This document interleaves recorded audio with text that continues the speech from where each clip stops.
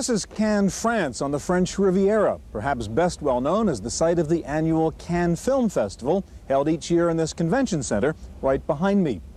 The American film industry is one of the few American industries that still dominates the world marketplace. But there's one other American product category that also does, and that's computer software.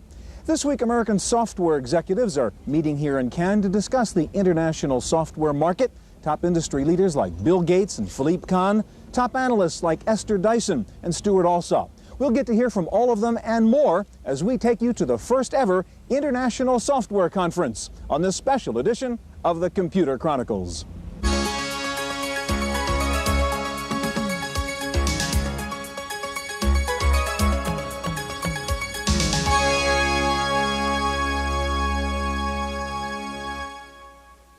The Computer Chronicles is made possible in part by the Software Publishers Association, which reminds you that software piracy is a federal offense. When a few people steal software, everyone loses. Additional funding is provided by PC Connection and Mac Connection, and by Byte Magazine and BIX, the Byte Information Exchange. Welcome to the Computer Chronicles. I'm Stewart Cheifet, and with me this week is Heidi Roizen. Heidi's president and founder of Teamaker Software and president of the Software Publishers Association, the organization putting on this International Software Conference here in Cannes, France. Heidi, I was walking along the water and picked up this little T-shirt here, which says Cannes 90, but of course it's for the film festival that was held here just a few weeks ago. I guess when most people think of Cannes, they think of the film festival. When people are here selling software really on 35mm film, not on magnetic floppy disks. It seems to me, though, there is an analogy there between the great success of Hollywood in selling U.S. products, movies and TV programs around the world, and what seems to be the success of the U.S. computer industry in selling computer programs around the world. I'd agree with you. I think that in the U.S. we have a way of fostering and nurturing the creative types who do the kind of things that creates software and creates movies as well. And I think just like in the movie industry and the software industry, there's that hope of having a blockbuster hit, or sometimes we have some box office failures as well. We hear a lot about the global market everywhere now, and it seems surprising that in the computer software business, with the problems of foreign language, so many languages, not programming languages, but spoken languages, the problems of the differences in business culture, despite that, there does now seem to be a global market for software, isn't it? I think it's not an option any longer. It's critical to be a global company. Even at a smaller publisher like Teamaker, we worry right from the beginning, because if we sell to a domestic company but they have foreign offices, they're going to want to have our product in localized versions. And it's very critical, and I think the only way to do it properly is to start right from the beginning, so that as you develop the product, you're considering how you're going to localize it, which means more than translating. It also means adapting to the culture of the country into which you're selling. Heidi, thanks for joining us. Indeed, you can find American software products all around the world. We're going to begin by taking a look at some of the U.S. software companies that have been successful selling their products abroad. If you're traveling in a foreign country and you want a taste of home, you don't have to search out the nearest fast food restaurant. Just go into any computer store and you'll think you're back in the States. Whether it's business software, productivity software, or games, American products are everywhere. This is Monaco, home of the famous Monte Carlo gambling casino, and home of a micro-age computer store. The store's manager says even his highly nationalistic French customers prefer American software. It's the best are the computers, the American computers company, because they are very open, the software is very open, and it's very powerful for a little price, and it's important because they sell all that all around the world, and of course the break-even points is different than little French companies. Talk to a British software executive, and he says that even when it comes to word processors, no domestic software can challenge an entrenched American product. We've had our own word processors, as many countries have their own, but they will never rise to the international greats, I believe. Those days are over now. What do you mean by those days are over? The opportunity in an emerging market, you've got to take those opportunities at the beginning, and WordPerfect was very evangelical in those days. They went through hard times, they went through their own tough times, they made their market, they've earned the market. Others cannot do that nowadays in that type of mature market. Why does American software dominate the world? Stewart Cheifet says the answer is obvious. It runs on American-designed hardware. We developed the silicon, we developed the storage mechanisms, the special features of the hardware, and in order to develop software successfully, you need to understand the platform, the hardware, and how to bring the features out to the user, and that's what software does. While these are American software products, the programs have been localized, translated, and adapted to the culture of the foreign country in which they're sold. After all, in a country where New Basic is not an upgraded programming language, but a chic boutique, and where Lotus is the brand name of a different kind of software, you'd better know the territory.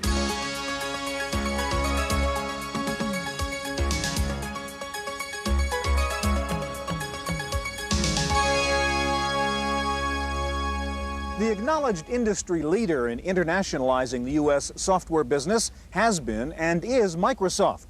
Microsoft products, from systems software to applications, can be found virtually anywhere in the world, from the Middle East to China to Africa. And one of the main reasons for Microsoft's success in the international marketplace has been the philosophy of its chairman, Bill Gates. When Microsoft developed MS-DOS, we developed it to be a worldwide standard. But that doesn't mean the same binary automatically accommodates all the different character sets and worldwide requirements. And so as we went into different markets, whether it was going to Korea and figuring out Hangul, going to Indonesia, figuring out Bahasa, going to Israel and figuring out what we needed to do for Hebrew. In each of these cases, there was a layer, a so-called national language support layer that was built on the operating system. And at this stage, we have support for virtually all of the markets in the world. Microsoft is in every single market I've ever been into, in Hong Kong and Australia and Taiwan and in Latin America and Brazil and even in Africa, South Africa and other markets. Microsoft has some kind of presence in every single country where they're selling more than 10 computers. If Microsoft has been strong in the international market up until now, Bill Gates thinks it will get even stronger thanks to the power of Windows 3.0. Well, Windows is great for international because it hides the differences in keyboards, and when it runs, it'll give you the characteristics of what the currency symbol should be and things like that. So it makes it easier to do international software. But Microsoft isn't the only company that is now developing software with an emphasis on international sales up front. Borland is doing the same thing with Quattro Pro. You can take Quattro Pro in French, in German, and in English. And you can, on the fly, while you're working, change the user interface, change the language which Quattro Pro speaks. You can actually, viewing the same graph, same data, and etc., and that's something I like to demo in places like this, actually have everything in French with sorting orders, searching that changes and everything, because it's not just translating the words on the screen, as you understand. When you do sorts, when you do searches, alphabetical orders are different, character sets are kind of different, etc. And you can do that on the fly. Interest in selling software abroad doesn't come from any sudden sense of global duty. The U.S. market is saturated is too strong of a term, but it's mature. I mean, you don't have a lot of people who would really like software who don't have it. And there are a lot of people in the rest of the world who can't get access to it. Indeed, major computer software companies now say foreign sales are more important to them than domestic sales. About half of our revenue is now coming from outside North America, certainly strong segment in Europe and in the UK, very strong in Japan, and growing in the Pacific Rim. For Apple and for most computer companies, our international Macintosh sales are about 50%. Foreign sales are not only important because of the added profits they bring.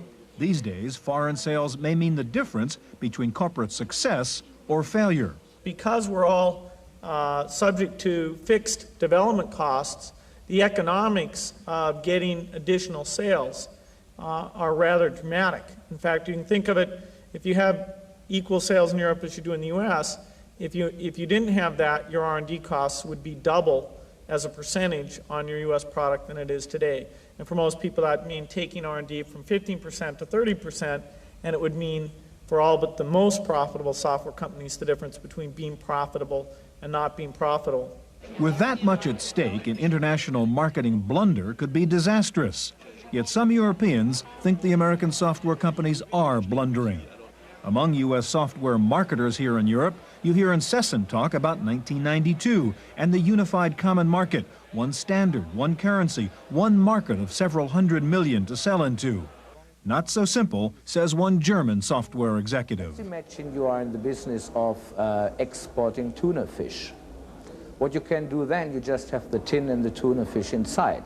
So you don't give a technical brochure about the function of a tuna fish, and you don't even give a brochure how to eat it. Distribution for a product like this will become easier, definitely. But a software product still needs localization, translation of all the manuals and the stuff that comes with it. So this is no real, for me, I would say the Americans shouldn't hope that in the software industry it will become easier. Indeed, the 10 separate countries of Western Europe are each very different markets. And Posch says Americans are still not sensitive to these differences, particularly in Germany. A German buyer does not behave like what we call in the States Joe Sixpack. Joe Sixpack jumps out of his car, I think I don't have to explain that to you, and buys. If a German buyer goes out to buy something, and if it's just a tiny little program that gets sold for 99 marks, which is the equivalent of $60, he will ask first for a technical brochure, for a 4 pages full color brochure that explains the details of the product, and if possible, he will also ask for an evaluation copy of that. So this is one of the real key issues that most Americans don't understand.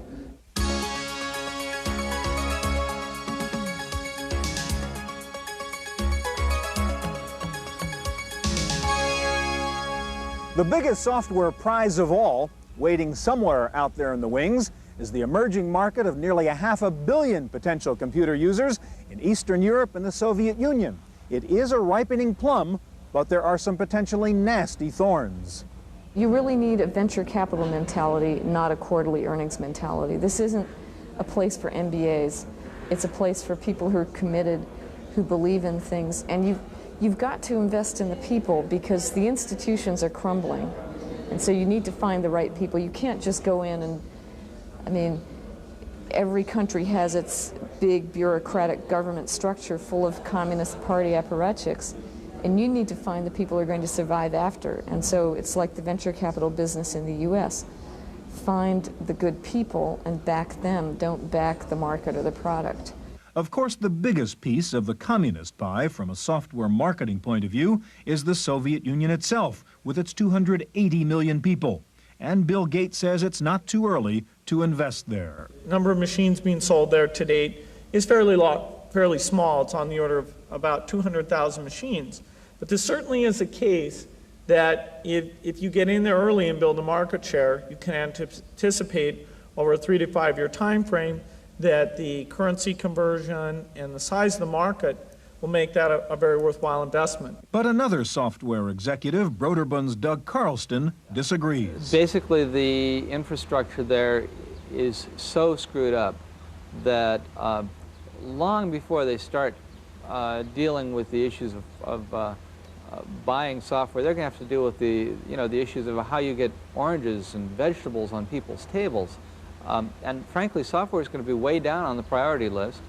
The Russians and Ukrainians and other people that I met and talked to said, look, in the kind of situation we're in, do you really expect that we're going to pay for something that we can get by copying? So who's right? We asked a Russian. You see, to my mind, perhaps the ones are right and the others also. Because from technical point of view, if we take educational level,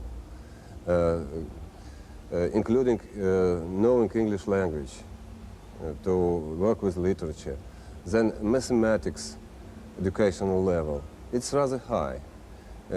From technical point of view, people are ready to work with computers.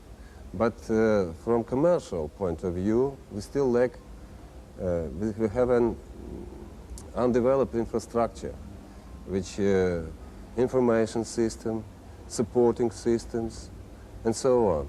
There are problems knowing whom to deal with in the Russian computer community, but Esther Dyson says no problem. These huge, giant state organizations, which were incredibly inefficient and rigid, are disintegrating into the good parts and the bad parts, and now you've got to go find the good parts.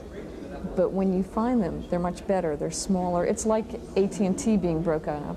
You have to decide you want to go with 9X or with Bell South. One way to find out who's in charge there is to go to the top. At least that was Apple's strategy in a market that they too consider very important. We view it as a key opportunity for us, and John Scully also has been very involved in some of the task forces that George Bush has had with the Soviet Union. He's actually gone on and set up a Macintosh in Gorbachev's office. One of the major difficulties in selling software abroad is piracy, especially in Eastern Europe and in the Mediterranean countries. Speakers at the SPA conference estimated, for example, that in Spain and Italy, 80% of the software being used by major corporations is illegal. One of the reasons piracy is so prevalent in the Soviet Union is that a legitimate user there doesn't get much more support than a pirate. Because of undeveloped infrastructure of Soviet software market, there is not much difference if you buy a legal copy, for example, and if you use some from black market, because training, information,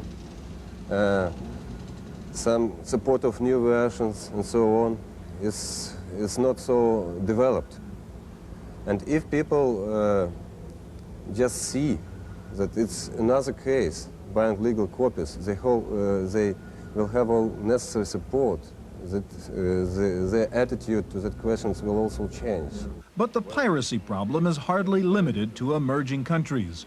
According to one software executive in England, piracy there is almost part of the school curriculum. There are limited funds available to purchase software, so they run off a library system which is clearly and blatantly abused, and obviously in the form of abuse, part of the educational process is to teach them piracy.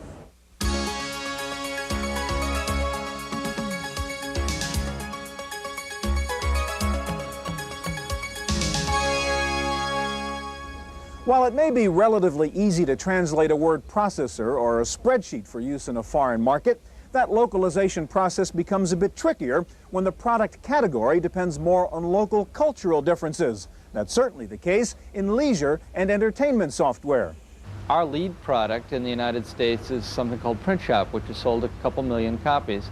Print Shop doesn't have a natural home yet in Europe. People don't know quite what to do with it. It's not a game, it's not a business product, and it doesn't get the immediate kind of response that we got in the United States. Our second leading line of products is the educational series, Where in the World is Carmen Sandiego, and all the follow-on products to that. That's another one where, because the real impetus for that product was not the entertainment market, but the education market in the United States, there isn't right now a natural home here. One of the problems with Print Shop is that very few European computer users have printers at home. But with hardware prices coming down in Europe, the market still has plenty of room to grow. My view is that Broderbund's day will come with the advent of printers with more widespread hardware base. Then obviously Print Shop and the localized version of Print Shop would do extremely well. Microprose has done well here with transplanted hits like F-19, F-15 Strike Eagle, Gunship, and Silent Service. But they've had their flops too. And part of the problem is trying to guess which American hits will translate abroad. Batman was a big hit in the States, fantastic hit in the States. Their French and European headquarters tried to promote the movie the same way you've done in the States. The movie was a success, not a big hit at all. So it was a wrong investment on the wrong mentality. Electronic Arts has been successful abroad with big international bestsellers like Populous and Deluxe Paint, and they don't buy the Batman theory. As we've seen in other entertainment media, there is more of an international occurrence of things, Michael Jackson being a hit all over the world. We've developed products like Populous, which are a hit all over the world. So we are able to break down the cultural barriers because there is a commonality of having fun. One company that understands the international commonality of having fun is Nintendo. Having attacked the American market so successfully with video games, which compete against computer game software, Nintendo now has its eyes on Europe.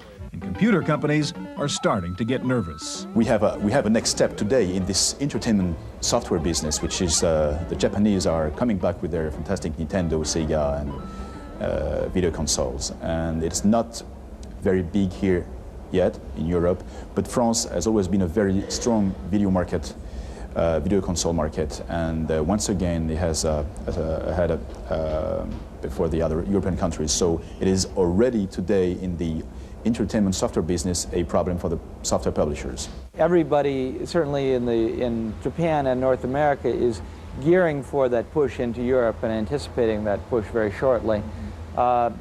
And I wouldn't bet against Nintendo.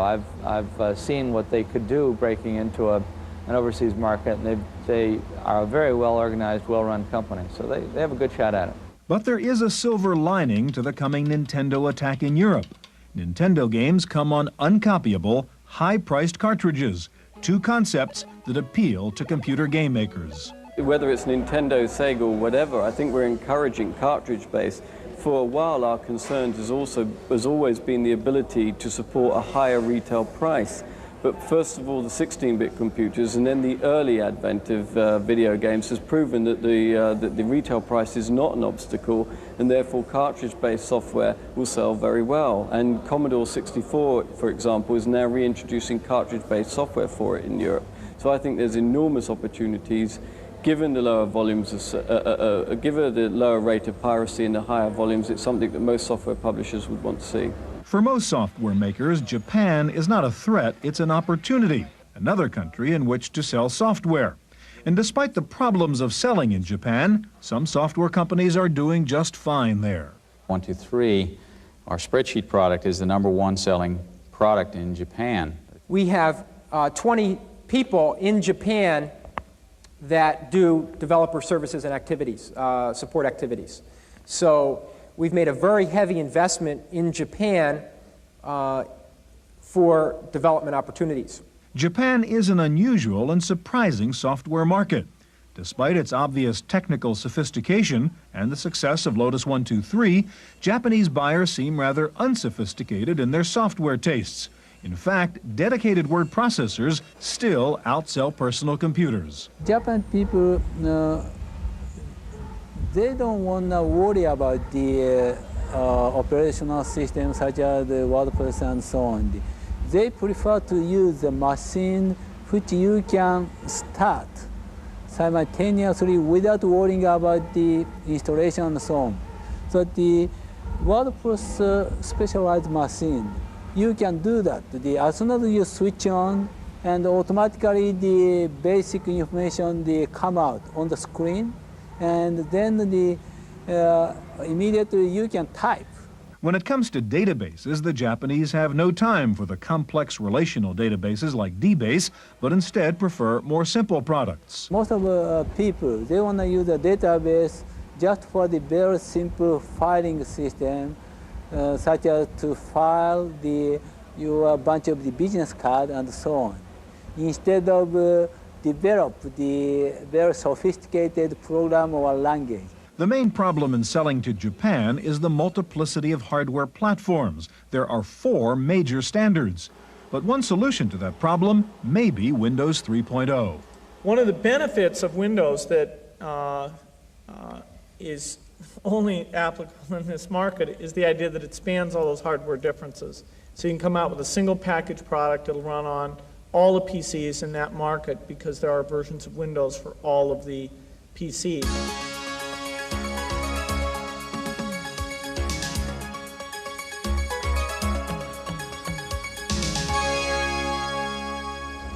The international software business is not a one-way street.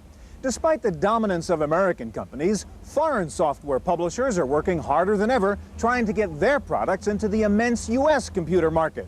We're developing a lot of products in Europe, ostensibly for the European market, but frankly, the American market is so big, we do want to make sure that we're making products that we can sell back into the U.S. And we have a company there, obviously, that leads the market, so it's very easy for us to have what we would technically call a channel to provide it to get it to the stores, to get it to the consumers. One of the biggest hits for Electronic Arts was the game Populous, developed in England and extremely successful in the U.S. Fourth Dimension from Asius was developed in France, and of course we all know about Tetris and Weltris, which were created in the Soviet Union. In fact, Victor Gorodnichi says a profitable combination would be U.S. management and marketing skills coupled with Russian programming skills. Leading software companies can play an important part, an important role, just managing some projects where people can take part. Because you know that our programmers don't get much money. You see, that perhaps it makes sense to use their intellectual potential. Indeed, the richest source of new software may be the Soviet Union and Eastern Europe, though they're not there quite yet. Aside from Tetris, there are a lot of games that come out of mostly out of Hungary. There's some graphics software that JV Dialog is selling in the West. So it's a two-way street. I mean, certainly there's more going in than coming out, but give these guys time. They're extremely accomplished. They don't have the marketing skills, the product finishing skills. Again, it's kind of like a development community with no marketers yet.